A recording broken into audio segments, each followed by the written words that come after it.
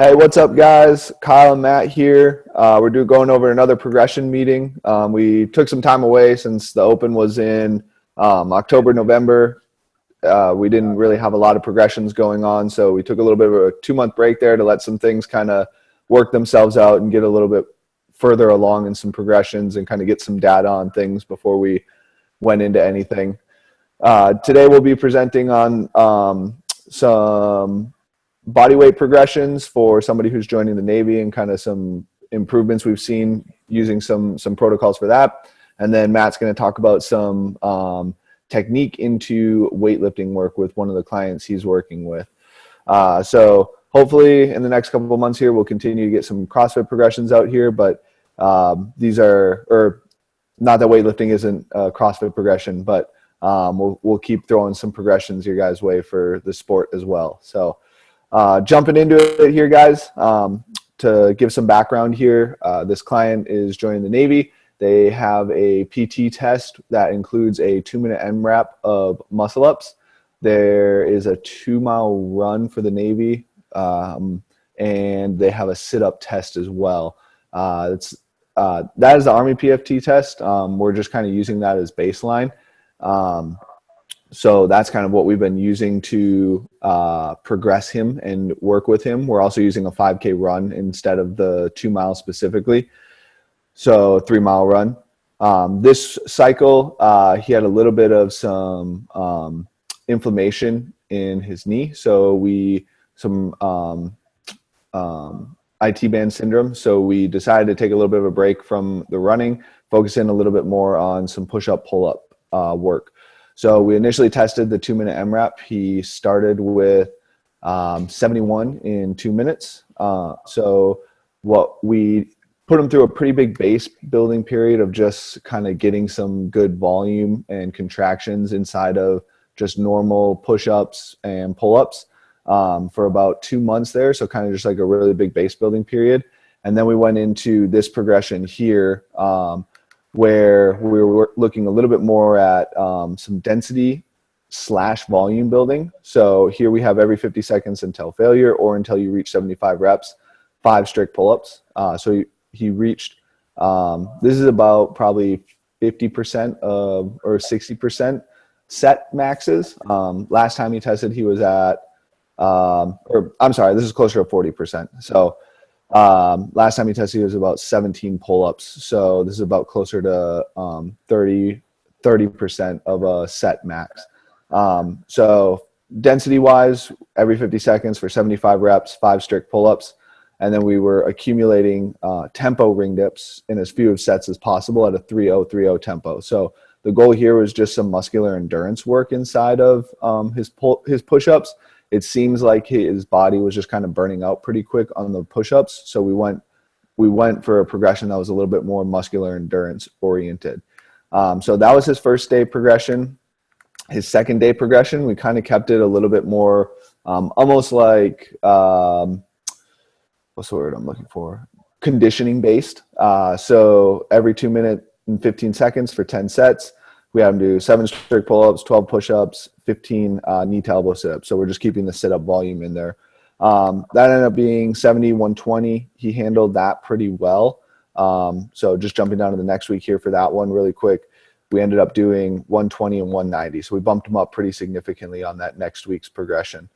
With the pull-ups, we just progressed him by 5. The ring push-ups, we progressed him by 120.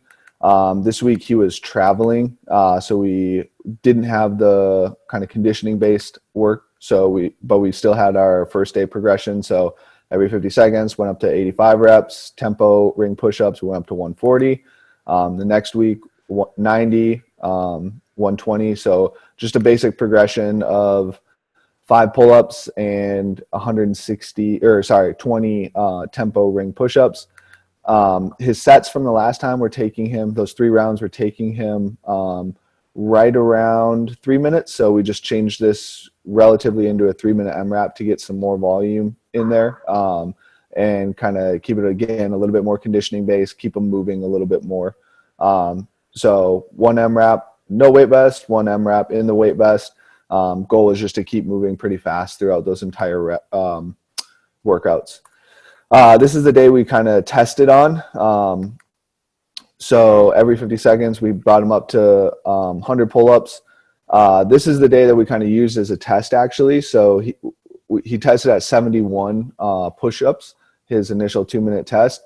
And in the weight vest on this week, he actually hit 59 push-ups in the weight vest. So 20 pounds heavier, and he was only 12 pull-ups or push-ups off of his 2-minute MRAP max. And he said it wasn't like a max effort or anything like that. As soon as his speed of contraction slowed down, he just stopped. So he wasn't doing like singles like you would normally see inside of that test. So we kind of used that as a test. He had to move after this, so this progression kind of took a break. But we would probably we'd probably try and progress this a little bit more for probably another 4 to 6 weeks, and then hit another test inside of the 2-minute MRAP test. But yeah, so big thing here I think we saw was just some better muscular endurance. So he had some pretty, like with guys, they have pretty explosive or fast twitch muscle fibers in their upper body. So creating a little bit more muscular endurance and kind of working those slower twitch muscle fibers allowed him to go a little bit deeper in his sets and kind of hold on to a pace a little bit deeper into his set. So think of it as like, instead of burning out at 20, he's able to hit, utilize glucose up until like the 30 rep range, and he's still working with oxygen past that. So that was kind of the progression here. Nothing super crazy for this one. I'm going to try and use this for some other people inside of CrossFit specifically, and see how it works for some of their gymnastics metrics. So I have a few people running progressions similar to these for some gymnastics movements inside of the sport. So maybe we'll see that in the next progression here and kind of how that worked out. But do you have anything on this, Matt? Or those jumps on those tempo ring push-ups, is there a reason you chose to go with 20, or?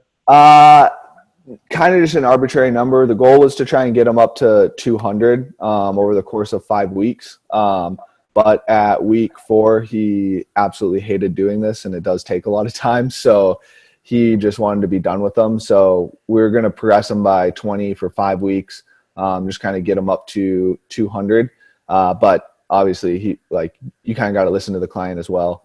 He wasn't having very much fun doing this, so we stopped at 160. So, do you know about how long it was taking him to make it through those? He never said. He just said it was taking quite some time. I had another guy do 100 in a weight vest, and it took him over 25 minutes. They're pretty different athletes though. So, and we haven't worked with the other guy. We hadn't worked much push-up stuff prior to that. So if I had to guess, I'm not 100%, but if I had to guess, the 160 probably took him close to 35-40 minutes would be my guess. So a pretty big chunk of time inside his training session. But again, this is something he's training for. He's not necessarily training for CrossFit. So all right, thanks. Yep. All right, Matt's going to go over his progression here. All right, so we'll go over the first column first, and then we'll jump over. So the first column, we're looking at cleans. So the client I have in her cleans,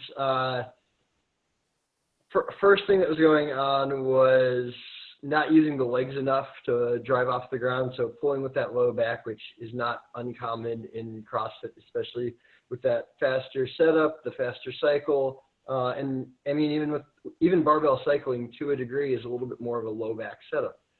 But with those heavier lifts, we do want to use those legs better off the ground. So to better use those legs, we were playing around with a few things. Earlier on, we were playing with doing some glute bridges with it. She had some success at some camps that she had done with that, and they weren't quite sticking. So we switched it up to an isometric clean. So that's where she took the bar underneath the J hooks nice and low, so that the bar is sitting about the same height as the bar, or as the clean bar, and drove into the ground and created tension through her legs. So she got a chance to feel what it's like to use those legs and drive into the ground before actually picking that bar up. And then she would go over and find that same feeling on the clean. So this is a lot about feeling. Create a feeling in a drill and then mimic that feeling in the lift itself. So we progressed the clean. We were working the snatch at the same time, so it was a little bit of a back and forth with the cleans and the snatches, at least in the beginning with this at this point in time. So same thing, just accumulating volume, accumulating reps, practicing that skill, getting it to where it felt more natural. And then we kept that up through 11.6, and around 11.6, feedback was starting to feel more natural to set up using those legs. So we started to attack the next piece of her clean, which was getting that extension in the clean. So to do that, we started focusing with the from the hang position to isolate that extension, and a power, since power is going to force that extension a little bit more. So that's what you see in 11.20. So played around with that, and the client was even saying that the hang clean was not her favorite, has a tough time with it. So we rode that for a few weeks. We were working high-low, then started working low to high at 12.4, and then we started to, so that was kind of towards the end of diving deep on that technique. So then on 12.18, which is 2 down, we built up to a tough single on the power clean, and she made it up to 185, which is a solid percentage for her, as well as not only did she hit a high number for her, it was also that back stayed pretty dang flat. So she was really utilizing those legs. And then just recently, on the 26th, we made that a squat clean and made it up to 195, which is also a near max lift on the clean, and use those legs. So it's about a 3-month progression of just taking our time, building up the positions, building up that routine, and then we can hit near same percentage of that max with a lot better technique. So 3 months for unwinding some technique and building new technique. I'm pretty happy with that. Yeah, that's pretty good for unwinding and building new technique for sure. So that was the clean progression, and then we bump up to 11.15.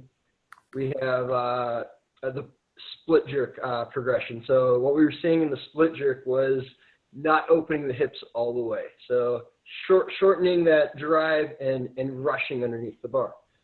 So to address that, we went with a push press plus push jerk. Since the push press, you're driving those legs, opening up those hips all the way. All right, let's see if we can get that to carry over to the split jerk. So we did that on the 15th, kinda, not so much. Did that on the 22nd, kinda, not so much. So push press wasn't the best drill for her to work on. So, okay, let's simplify it. We want her to really feel what it's like to open up that hip. All right, let's just jump up, do a vertical jump in place. So I had her use a pull-up bar as a reference on the 29th and try and jump as high as you can and aim for that pull-up bar. See how low on your arm you can hit the pull-up bar. And then after that, go into that split jerk. And night and day on that one. We were really getting those hips open. So we created the feeling in that vertical jump, and that was the feeling that we were chasing in the split jerk. It works, so we're gonna keep riding that wave. All right, keep opening up that hip, keep opening up that hip, and then, all right, we've got a few weeks of practice in. Now we're going to get a chance to build to a little bit heavier rep. The jerk blocks are a little funny, so the dip dip was a little bit off.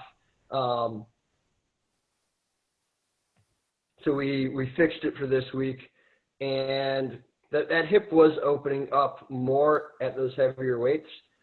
And then now we're launching into our new focus on the split jerk, which is getting under the bar faster. So with this, we're rocking that push press to continue to work on opening up that hip. And then on the split jerk, we're just starting this, focusing on, we're going to exaggerate the footwork and have the feet really come up off the ground so that she can practice feeling driving underneath that bar, getting that lockout, and not catching herself early with her feet. So learning that feeling of driving underneath. And because we're doing this with the push press is naturally going to limit how heavy she can go with it, which is going to make it a little bit easier to focus on that footwork and that drive. So that's what we're starting to build now with the split jerks. Cool. Did she say what it was that like clicked on the vertical jump, like the feeling that she got that clicked on the vertical jump up to the pull-up bar, or no? She said that it really worked and it felt good. And it was just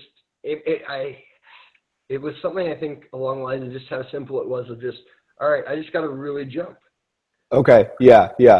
So it's almost like central nervous system does a movement and then you're just replicating it inside of that split jerk type thing. Yeah. Yep. Okay. Cool. Yeah. I worked a little bit with the client that Matt is talking about here too, and the lifts look a lot better from when I was working with her. So some great improvement there over the years for sure, and just over 3 months too as well. So pretty exciting to see. So nice work, Matt. If you guys are looking for any more tips on anything, we're going to start putting out some tips videos for movements inside of the sport, kind of some efficiency aspects that might be a little bit unknown to CrossFitters. We're going to start kind of like a series like that on our Instagram channel. So I'm sure you guys are going to kind of see this on our Instagram, but make sure to follow. Just kind of keep an eye out for some of those. I think you can turn post notifications on Instagram, so you can turn those on. But yeah, so if you guys have any questions or anything, just shoot us an email. Shoot us a direct message on Instagram. Love to help out if you guys have any questions on anything. So Matt, you have anything else, or? No. Cool. Right on, guys. Have a good rest of your month there. Hope this helps. Looking forward to keep continuing to put these out.